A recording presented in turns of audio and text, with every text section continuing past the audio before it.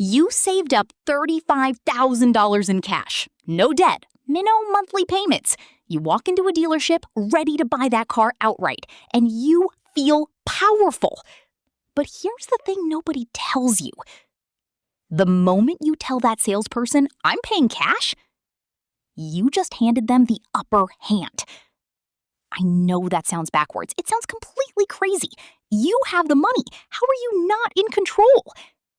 Stick with me for the next few minutes because I'm going to walk you through exactly how car dealerships in America make their money, why paying cash can actually cost you more, and the exact moves smart buyers use to get a better deal while still driving away debt-free.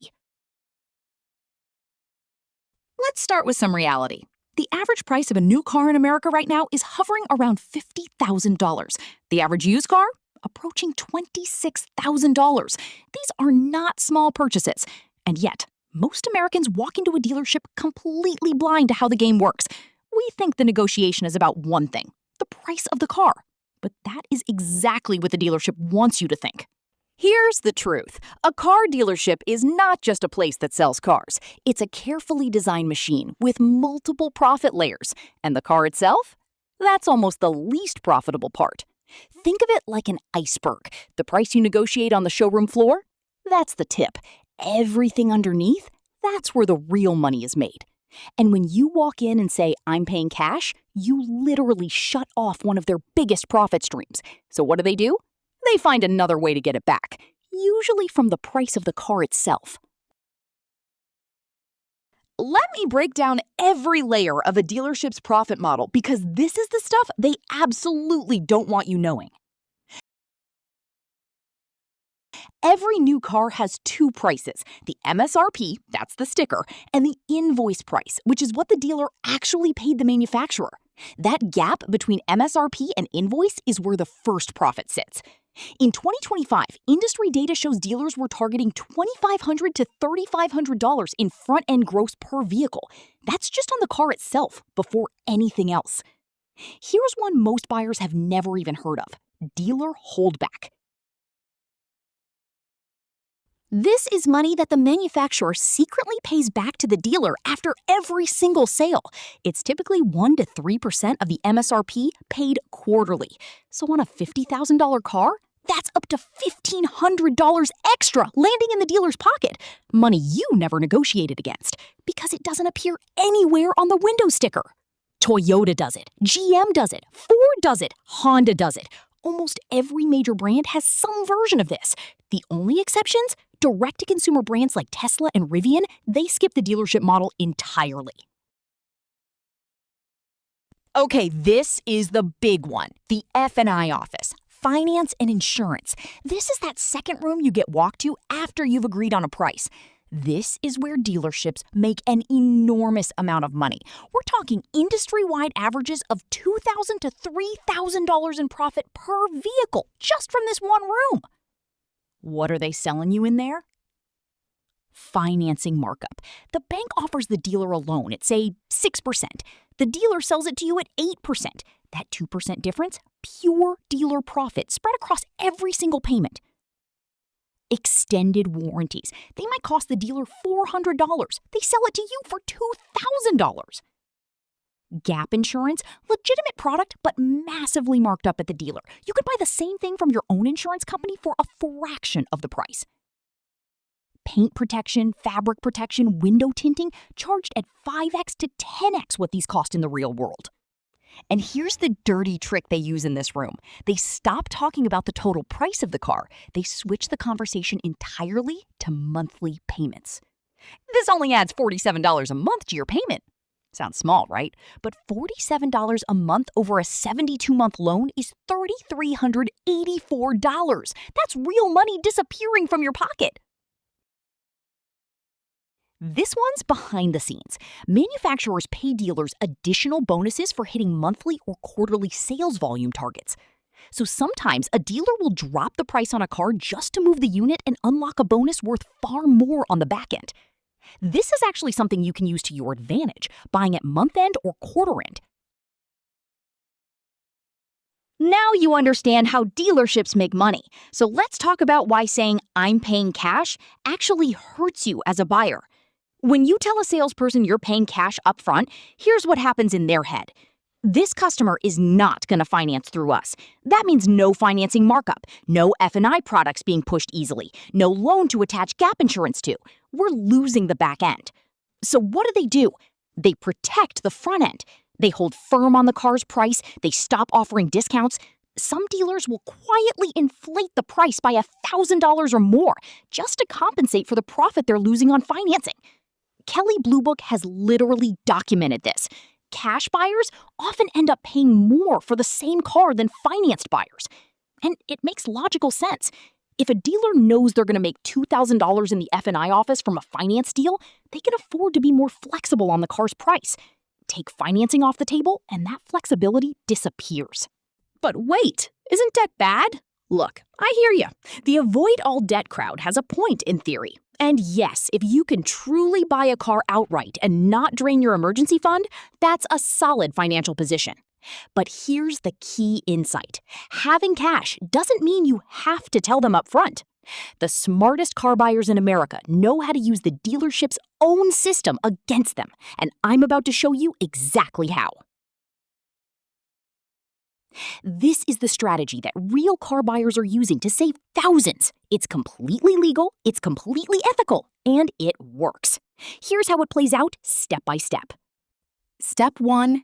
Get pre-approved before you go to the dealership. Go to your bank, your credit union, or an online lender like Lightstream or PenFed and get pre-approved for an auto loan before you ever set foot in a dealership. This does two things. First, it gives you a benchmark interest rate. Second, it gives you negotiating leverage. You already have financing, so you're not dependent on theirs. When you're on the showroom floor, only negotiate on one thing: the out-the-door price of the vehicle. Not monthly payments, not trade-in values mixed in, not APR, just the total price. Don't reveal your payment method. If they ask, say, I'm still deciding between paying cash and financing. Let's just agree on the price first. This keeps all your leverage intact. Once you've negotiated a good price on the car, tell them you're interested in seeing their financing options. This opens the F&I office back up for them. They get excited. They start offering you discounts and incentives they wouldn't have offered otherwise, because they expect to make money on the back end. If the dealer is offering 0% APR, that's a manufacturer deal, and it's genuinely worth considering. Those deals are real, and sometimes financing at 0% while keeping your cash invested is the smarter move mathematically. But if they're offering 6, 7, 8%, just compare it to your pre-approval. Use whichever rate is better. Here's the key move that savvy buyers are talking about all over Reddit and personal finance communities. Take the loan. Drive the car home. Then pay it off in 90 to 120 days. Most dealers need the loan to stay active for 90 to 120 days to keep their bonus from the lender. After that window, you can pay off the entire balance. You'll pay maybe $200 to $300 in interest over those few months, but you may have saved $1,500 to $3,000 on the price of the car by not revealing you were a cash buyer up front. When you're in the F&I office, you can say no to everything. Every product in that room is optional. If you want gap insurance, buy it from your auto insurer, not the dealer. If you want an extended warranty, shop it separately after the fact. Dealers are required by law to finance your car, even if you decline all their add-ons. Let's put real numbers to this. Cash buyer reveals it early. Smart buyer strategy? Car price negotiated, $47,500. $45,000. F&I products added, $0. $0. Declined. Loan interest paid, $0. Roughly $250. 90 days. Total cost, $47,500. $45,250. Savings, $2,250. And that's a conservative example. In higher ticket vehicles, the gap can be $3,000 to $5,000 or more. Now, ask yourself, is the feeling of paying cash up front worth giving away thousands of dollars? Probably not. A few bonus moves before we wrap up. Buy at month end or quarter end. Salespeople have quotas. In the last few days of the month, they're far more willing to deal. Volume bonuses from manufacturers kick in, and they may cut you a better price just to hit their number.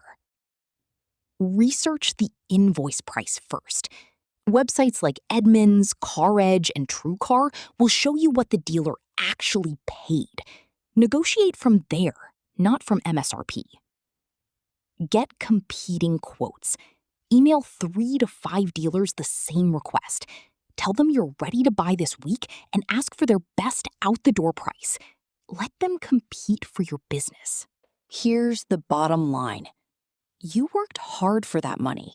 And the dealership, as a business, is working hard to get as much of it as possible.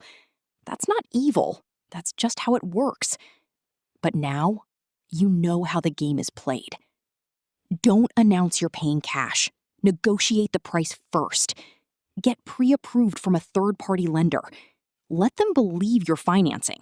Lock in the best price, and then pay off that loan within 90 days if you want to stay debt-free.